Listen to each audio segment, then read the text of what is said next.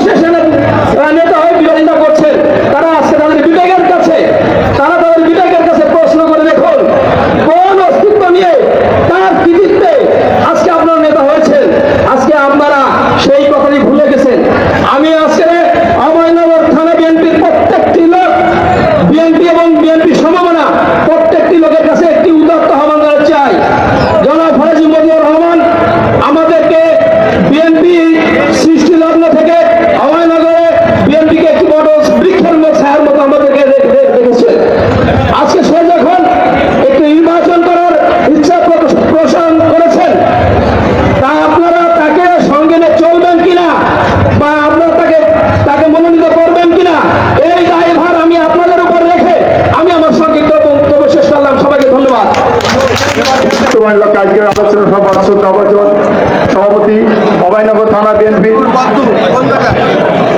সভাপতি মন্ডলীর সদস্যবৃন্দ, সম্পাদক মন্ডলীর সদস্যবৃন্দ,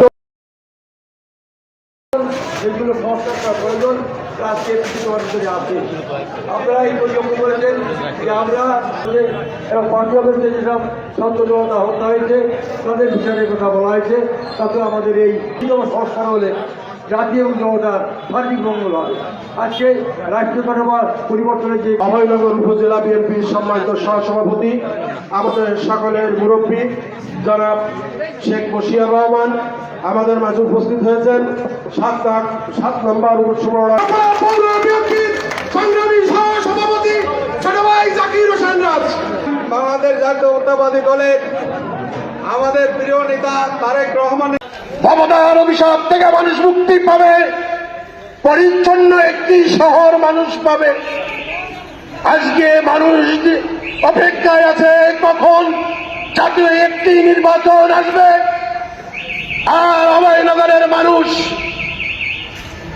স্বাধীনতার পরে সর্বপ্রথম অভয়নগর থেকে যাতে ধানের শীষে মনোনীত একজন সংসদ সদস্য পায় তারপর গুনছে। সংগ্রামী নেতৃবৃন্দ, আর কিছুক্ষণ পরেই আমাদের আনুষ্ঠানিকভাবে আজকের জনসভা শুরু হবে। আজকের জনসভা একটি সুশৃঙ্খল জনসভা হবে। আপনারা প্রত্যেকে এই জনসভায় সহযোগিতা করবেন, জনসভার স্বাগত বক্তব্য রাখবেন। এই জনসভার থেকে বারবার সাবেক নির্বাচিত চেয়ারম্যান রপড়া পৌর বিএনপির প্রতিষ্ঠাতা সভাপতি, রপড়া পৌর বিএনপির নির্বাচিত সভাপতি, আজকের জনসভার সম্মানিত সভাপতি বড় ভাই আবুল রহিম ভাই স্বাগত বক্তব্য রাখছেন।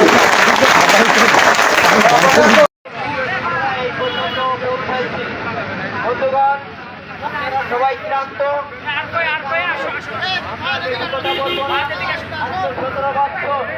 আপনারা যে কষ্ট করে বাংলাদেশ জাতীয়তাবাদী দলকে বাঁচিয়ে এখনো সেই আপনাদের শরীরের পরিবর্তন ঘটে। ঠিক আছে আমার ভাই, এবং আমরা বলতে চাই আপনারা